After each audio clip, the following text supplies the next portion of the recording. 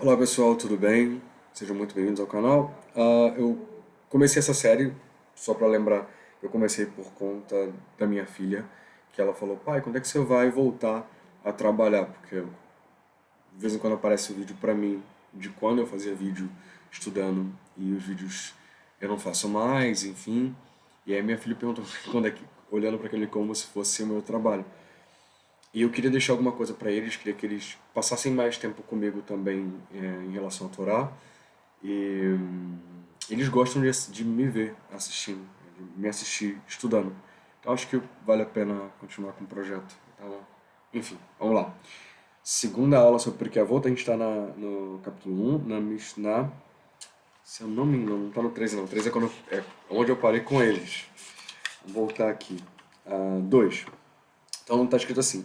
É só para lembrar no que a gente falou no último episódio para a gente dar continuidade, tá? Então vamos lá. Shimon, o justo, foi um dos últimos membros dos homens da grande assembleia e costumava dizer: o mundo ergue-se sobre três coisas. A primeira delas é Talmud Torah, né? O estudo da Torá, Avodat Hashem, né? O serviço a Deus que refere-se, segundo o Rambam, ao Beit HaMikdash e também, mais do que o serviço físico, por assim dizer, do Beit HaMikdash, mas relacionado às rezas, que embora não tenhamos hoje o Beit HaMikdash, mas temos o serviço de rezas, Shacharit Mincha e Arvit, né, que é manhã, tarde e noite, mas mais do que isso, também aqueles Hitbodeidut que a gente aprende com Rab Nachman, que David Amelech fazia, outras pessoas. A gente vê David Amelech, o rei Davi, nos Salmos, ele refletindo sobre a natureza, sobre o vento, sobre os animais, etc. Estava demonstrando uma visão, uma, um contato físico mesmo com essas naturezas e analisando elas.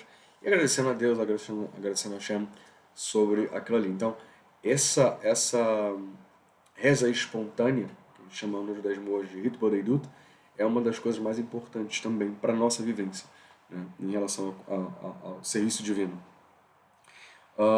É óbvio que a gente não deve rejeitar a obrigação, né, que visto não como uma obrigação, como se você fosse obrigado a isso. Acho que a palavra no português acho que faz sentido quando a gente olha para o português antigo, né? Por exemplo, obrigação é que você é obrigado, mas sim nesse sentido de que você é grato também. Então tem essa dualidade de uma obrigação por gratidão. Então é interessante a gente olhar por esse aspecto. Mas enfim, e o terceiro ponto é atos de bondade, Gemilut Hassadim.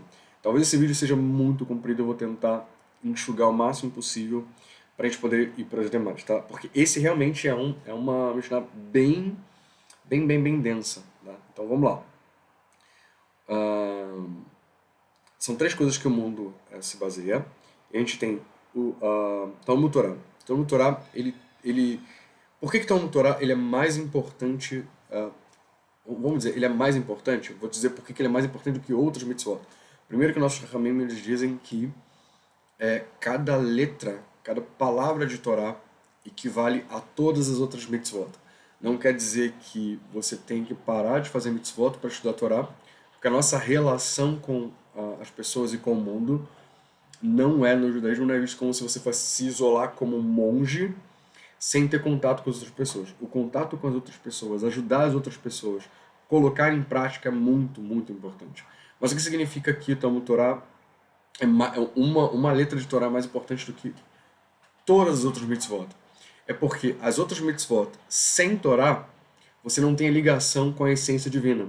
Lembrando que a criação ela foi feita com palavras, né? Com a palavra de Deus, com o pensamento de Deus, com a codificação de Deus. E ela toda tá, esse poder está todo contido na Torá. Lembrando que o Marat de Praga, a gente tem aquela história, a famosa história do Golem de Praga, né? Que era uma o sábio de Praga pegou as letras do nome de Hashem, pegou parte desse conhecimento profundo, colocou num papel e colocou dentro de um boneco de barro. E o boneco de barro defendeu os judeus lá em Praga contra ataques dos nazistas. Então, o que acontece? Ele criou uma vida através da palavra. Isso não estou falando de coisa que aconteceu há 5 mil anos atrás, há 6 mil anos atrás. Estou falando que aconteceu recentemente na nossa história do mundo. Então, quando a gente fala de poderes miraculosos da palavra, a gente está falando disso. Não está falando de coisas teóricas, a gente está falando de coisas que acontecem. Lógico que no judaísmo a gente aprende a não se basear em milagres. A gente tem que acreditar que cada força natural, da própria natureza, ela é regada por uma semente de um anjo.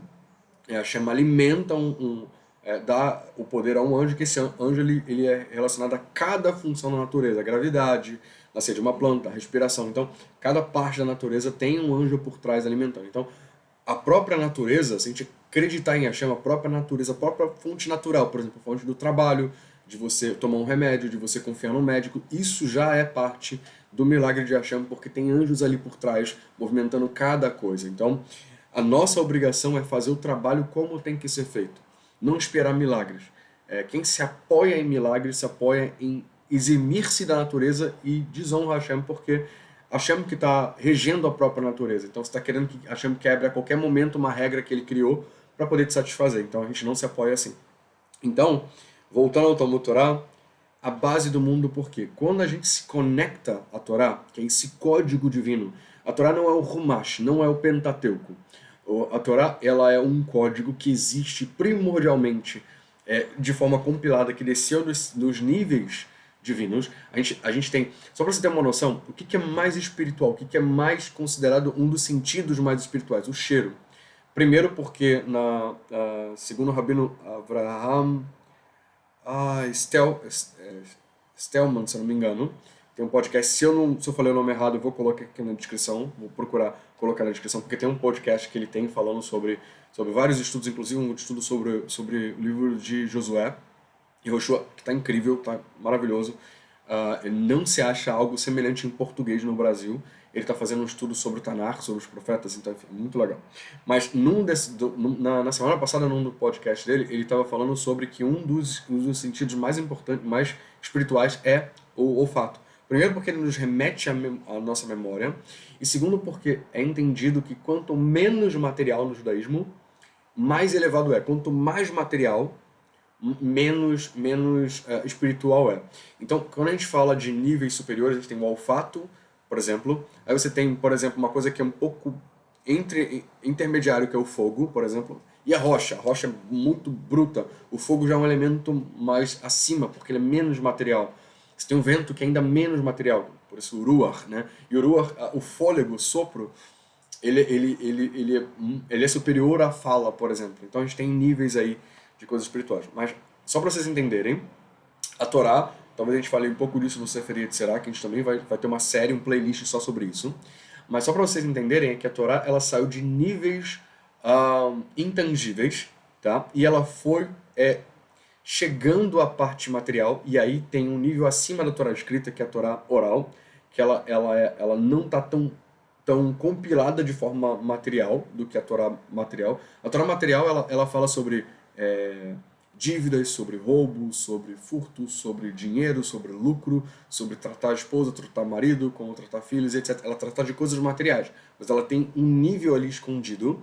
Até mesmo no Pshat mesmo tem algumas coisas que são muito mais elevadas, como por exemplo Tfilim e etc. Então a gente tem coisas no nível imaterial e coisas no nível material. Então ela vai descendo e chega nesse mundo aqui para que a gente possa entender e aplicar na prática desse mundo, mas ela sempre carrega fontes imateriais. Então é esse sentido que a gente quer dar aqui para vocês. Então o estudo da Torá, o estudo dessa base, tanto nos níveis mais materiais possível, Pshat, por exemplo, lidando com coisas físicas, lidando com o nosso dia a dia, são extremamente importantes. Porém, se a gente for falar dela como a base do mundo, se a gente for olhar para a natureza, que os anjos e tal alimentam com essa força cada parte da natureza, e por isso as ações que a gente faz são muito importantes, e aí eu digo, não vale a pena você sentir que vai fazer uma mitzvah, sentir que vai obedecer a Hashem, seja no nível de Bnei Noach, seja no nível de busca para a conversão, seja você na sua busca diária das suas mitzvot como judeu. Então, não importa em que nível esteja. Então, a ideia é que, lembrando que a gente fala que o povo de Israel ele é um farol para o mundo. Então, não estou falando só de povo judeu, estou falando de forma geral. Essas ações, elas trazem luz, porque só um nível mais acima, por isso que eu falei que é muito importante a gente chegar nisso aqui e destrinchar, que é a cada ação que a gente faz, segundo o Zohar Kadosh, a gente cria um anjo positivo ou negativo. Se a ação é positiva, não no sentido nosso de positivo, mas no sentido que a Torá dá de positivo, porque às vezes a gente faz uma bondade, mas ela não é segundo uma ação positiva. Por exemplo, uma pessoa que vai usar um anjo maligno ou forças de Avodah Zará para fazer uma ação positiva, uma ação boa. A ação pode ser boa, pode ter resultados bons, mas a força ali é negativa, dependendo de como você age. Então, é isso que eu estou falando, tá? Então, quando a gente pratica obedecendo a Deus, uma bondade, obedecendo a Deus, a gente traz luz para esse mundo, traz uma energia positiva. Então, o estudar a Torá, ele reforça a energia positiva das nossas ações. Então, a ação pela ação é válida, ela tem consequências positivas, porém, quando você rega ela e conecta com a fonte, e aí quando eu digo fonte, não estou falando só de texto escrito, estou falando com fonte que existe num nível não material. Por exemplo, a transmissão oral de um rabino para outro rabino que tem uma ligação direta com Israel, que tem uma ligação direta com a fonte da Torá, do nosso Ramim. Então, quando existe uma ligação, assim, quando você busca essa conexão, por mais que você não consiga essa conexão, quando você busca essa conexão, por isso que eu digo que não é nos livros, essa conexão é um nível acima, que não está no material. No material você consegue até determinado nível, mas ela está muito além. Ela está no falar e ouvir, que é o sentido mais imaterial. Assim como o sopro é maior do que a fala, assim como a fala é maior do que a parte escrita. A gente está falando de níveis, está falando de elevações, então são níveis diferentes. Não estou falando que a parte escrita não seja importante, eu estou falando que são níveis de conexão diferentes ligando a mesma fonte. Ok? Vamos lá. Então, por isso que o estudo da Torá é muito importante, porque é ele que vai nutrir essas ações. Tá? Então, por isso que ele vem primeiro do que, por exemplo, Avodat Hashem. Avodat Hashem é uma ação. É uma ação ligada com a parte espiritual? É. Mas lembra que é a Torá, nesses níveis que eu estou falando, que alimentam esse conhecimento, que vão alimentar essa ação. Na prática, é mais importante a gente fazer a ação. Por quê? Porque a ação ela vai alimentar. Lembra que a gente falou? Se não tem estudo, você perde aquilo que você tem. Se você não faz, você perde aquilo que você fez. Então, a ideia aqui é a gente falar sobre que a Avodat Hashem, no segundo passo aqui, no segundo pilar, que é o serviço a Deus, ele só vai permanecer e continuar forte e firme se você alimenta ele com o estudo da Torá. Se você estuda a essência da Torá, a essência da Bíblia, a essência do Humash, a essência dos profetas e tal, que é essa parte imaterial que rega o texto, você consegue se conectar mais a Deus, fazendo com que suas orações não só elas permaneçam, sejam nutridas para com você, mas que ela tenha mais força para chegar em níveis superiores. Lembrando que é a Torá que alimenta, é a fonte da Torá que ela alimenta a energia até do material.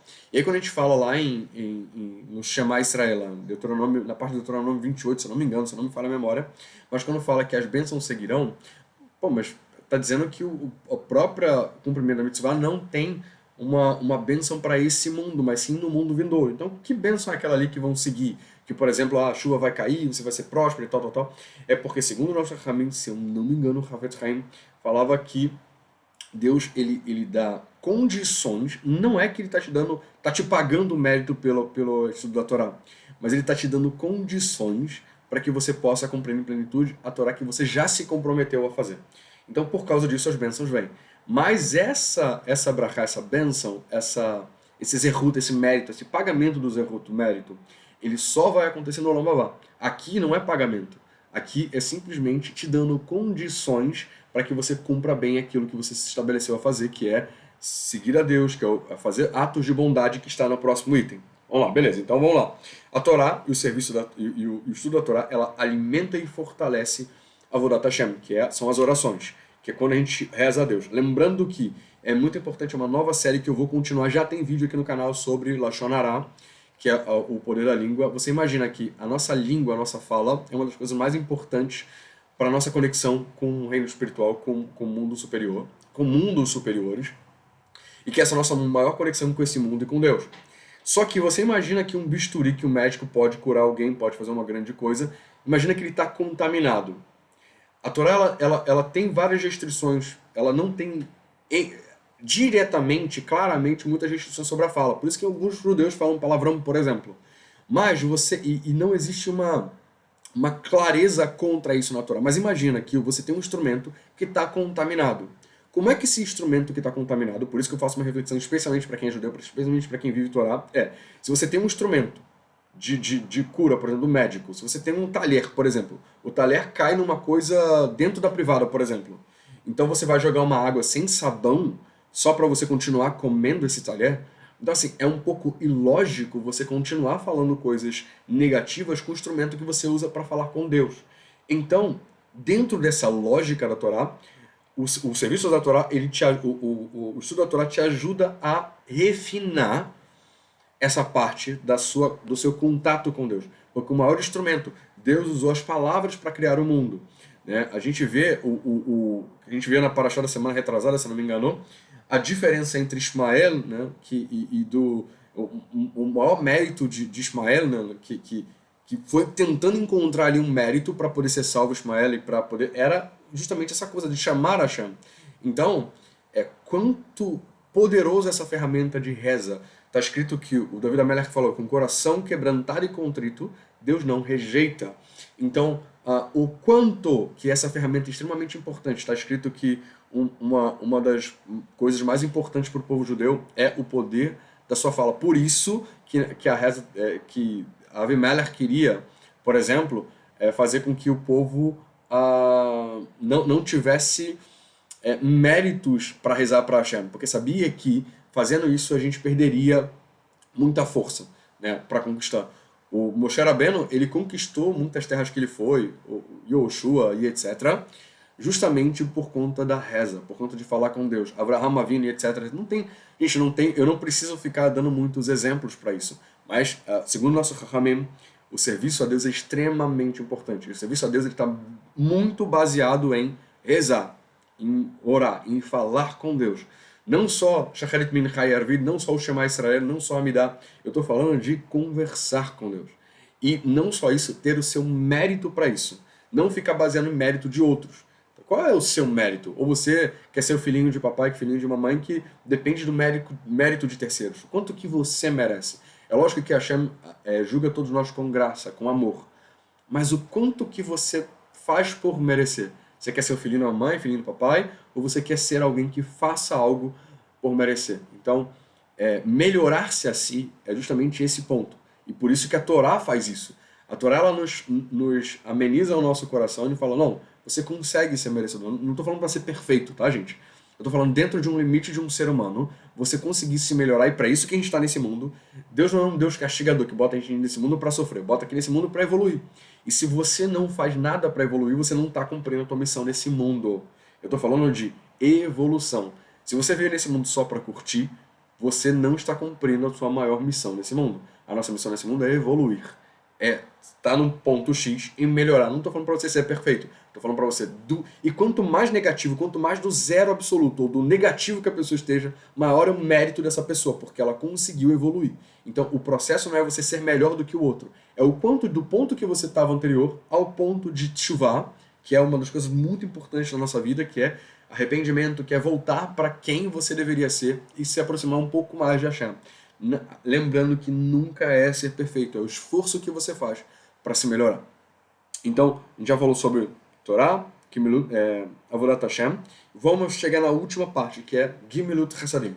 Gimilut Chassadim eu posso subdividir em duas partes. A gente tem, vou explicar o termo e vou chegar nas partes. Uma delas é Tzedakah. Tzedakah é extremamente importante. O que é Tzedakah? A palavra Tzedakah, ela significa justiça, ou aplicação da justiça. Só que quando a gente fala no português a justiça, a gente fala sobre uma coisa muito pesada, né? Justiça, legal, aquela coisa assim bem abrupta. Mas justiça na Torá significa você fazer o certo de forma branda. Está escrito que a gente deve jogar todas as pessoas para o bem. A gente vai falar um pouquinho assim também, em Pirkei Avot, na ética dos pais, mas Deus ele julga todo mundo para o bem. Então, da punição mais severa, Deus sempre vai tratar a gente um pouco mais com graça. Mas lembrando que existe uma coletividade. Então, dentro daquilo que a gente falou no passuco anterior, na Mishnah anterior, né, a gente tem aquele julgamento coletivo. Então, lembre-se do olho gordo, lembra que a gente já falou na aula anterior. Gente, tá de graça no YouTube, é só acompanhar essa série que tá excelente, tá? Então, a última a gente falou sobre justamente isso. Então, a gente também tem que pensar também nos outros. Obras de caridade. Tzedakah, e tenha o Maaser. O Maaser, existe uma discussão rabínica se o dízimo, o Maaser, os 10%, é obrigatório nos dias de hoje ou não.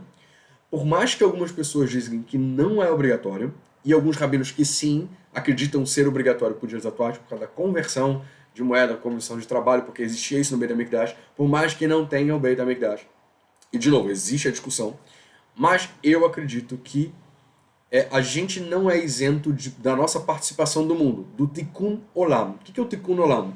É a restauração do mundo. Tá vendo como é que a gente está tratando do Pirkei Avot, mas a gente está trazendo vários outros conceitos?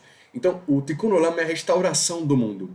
Se você se isenta de restaurar o mundo, ou seja, eu não estou falando aqui de comunismo, tá? Hazu Shalom, até comunismo historicamente perseguiu os judeus e na base do comunismo está você tirar a religião do mundo para que as pessoas possam ter uma abertura para ideias que não têm a ver com Deus. Por isso que separam diretamente Deus da política, do Estado, etc.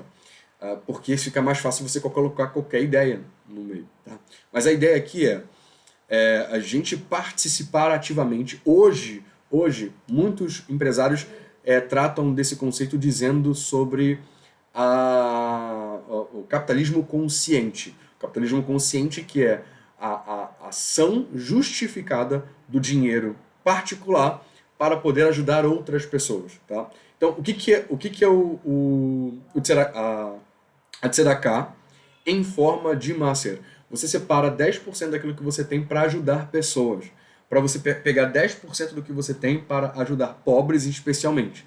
Tiago, como é que eu faço isso? Não é 10% do bruto, é 10% do líquido.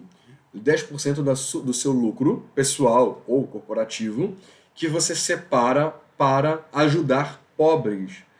Inclusive, isso pode ser feito também para instituições. O aconselhável pelo Rambam é que você separe em várias partes para que você possa diversificar o seu investimento. Então, parte desses 10% do lucro, eu ajudo uma instituição que ajuda a Torá, que a maioria são pobres porque não fazem grandes buscas de soma de dinheiro. Ajudar uma instituição de caridade, mas ajudar a família. Lembra-se que a gente tem uma mitzvah de ajudar ao próximo. Então, quem é próximo? Ordem de proximidade. Em primeiro lugar, na sua casa tem alguém precisando de dinheiro? Está precisando de ajuda financeira? Na sua parentela tem alguém precisando de dinheiro? Depois da sua parentela, você tem alguém que seja um parente próximo? Depois, você tem um judeu que está precisando? E por último, quem é de fora? Mas é sempre nessa ordem. Quanto mais próximo, maior a sua obrigação. Então, você tem que ajudar as pessoas que estão ao seu redor. Você tem que, por exemplo, existe um costume judaico muito importante de andar com dinheiro separado para ajudar alguém que peça ajuda. Mas, Thiago, se a pessoa tiver para usar alguma coisa, se você tem certeza que a pessoa vai usar drogas, você não dá. Você está fazendo mal para aquela pessoa. Mas se você não tem certeza, é importante você ter parte desse maaser de tzedakah para que você possa entregar para a pessoa comer. Então, assim, existe sim. Eu acredito que seja uma obrigação o maaser de tzedakah. Mas existe uma discussão rabínica, segue um rabino, o que ele disser é aquilo que tem que ser feito de maaser, tá? Só que existem vários tipos de tzedakah, de maasim tovim, atos de bondade. Existe a tzedakah em forma de maaser, tá? Existe tzedakah fora de maaser, porque você pode, no máximo, dar 20% do seu lucro, não pode dar acima disso, é proibição natural, mas você pode dar 10% aconselhável, tá? E, de novo, para muitos não é obrigação, mas você pode dar até, no máximo, 20%, tá? Do lucro, não de receita total, não de bruto, mas de líquido, digamos assim. Então, a gente tem a tzedakah, maaser, você tem ma'asim tovim, que engloba isso, mas está muito além disso, que é, por exemplo, você ajudar alguém a carregar uma compra, você ajudar alguém com uma pintura, você ajudar alguém com o teu talento, com aquilo que você faz, tá? E tem a Gimilut Hassadim. Tá? O que é o Gimilut Hassadim? Gimilut Hassadim, que é atos de graça, atos de bondade extrema.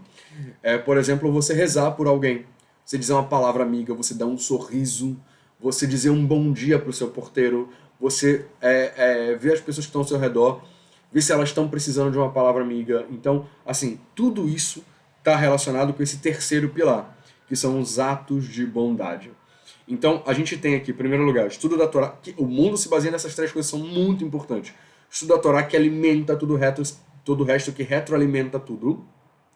Você tem o Vodat Hashem, que é rezar, que é orar, que é conversar com Deus. E por último, Gemilut Hasadim, atos de bondade. São essas três coisas que são os pilares do mundo. Lembrando que no primeiro Mishnah que a gente estudou, isso não é um conselho que o Rabino deu para você. Lembrando que Moshe recebeu do Sinai, de Hashem no Sinai, ele entregou para os homens da grande assembleia, que entregou para os anciãos, e depois entregou para os homens da grande assembleia. Isso daqui não é um textinho bonitinho, não é um conselho bonitinho. Isso é aquilo que Hashem entregou no Sinai, codificado, para entregar de geração para geração. Então, isso não é um conselho bonitinho. Isso é a base do mundo. Por isso que a gente gastou aqui 25 minutos para falar sobre essa terceira Mishnah. Eu vou ler a segunda Mishnah. Eu vou ler a terceira Mishnah. E no próximo vídeo, na próxima aula, de graça, no canal no YouTube, só você ir lá, Yaakov Ben Lev, que você vai encontrar tudo lá bonitinho. E eu vou colocar isso num playlist. Tem vários playlists com vários estudos muito bons, tá? Então, terceira Mishnah a gente só vai ler para a introdução para falar na próxima, tá bom? Antígonos de Sochó recebeu a tradição oral, lembrando de onde veio essa tradição oral, de Shimon, a Tzadik, o Shimon, o justo. Ele costumava dizer: não sejam como servos que servem ao seu senhor na esperança da recompensa, e sim servos que servem ao seu senhor com o propósito de receber sem o propósito de receber recompensa, e que o temor dos céus esteja com vocês. Então a gente vai explicar e destrinchar isso na próxima aula. Não sei quando é que vai ser, mas em breve. Pelo jeito, lá no canal, está sendo liberado várias aulas ocultas, uma vez por dia. Aulas ocultas que a gente gravou antes e estava lá escondido no canal e a gente estava colocando como estreia. Estamos liberando muita coisa que eu não via sentido de estar escondido. Eu estou conseguindo colocar pelo menos meia hora de estudo diário no canal no YouTube. Não sei se vou continuar nesse ritmo para gravação. Mas como todo dia eu estudo com as crianças e tal, provavelmente eu devo ter um tempo também de manhã, que eu estou fazendo isso também para ajudar, enfim, para quem quiser me ouvir. São mais de 2.000 pessoas aqui inscritas no canal, eu me senti na obrigação de tentar retribuir isso de alguma forma, tá bom? Então, só pra gente estruturar aqui, ele costumava dizer: não seja como uma pessoa que serve somente para esperar recompensa, e sim como servos que servem ao seu amo sem propósito de receber recompensa, e que o temor dos céus esteja sobre você. Está falando sobre recompensa. Então, o contexto aqui, o temor é a própria recompensa, já pelo contexto.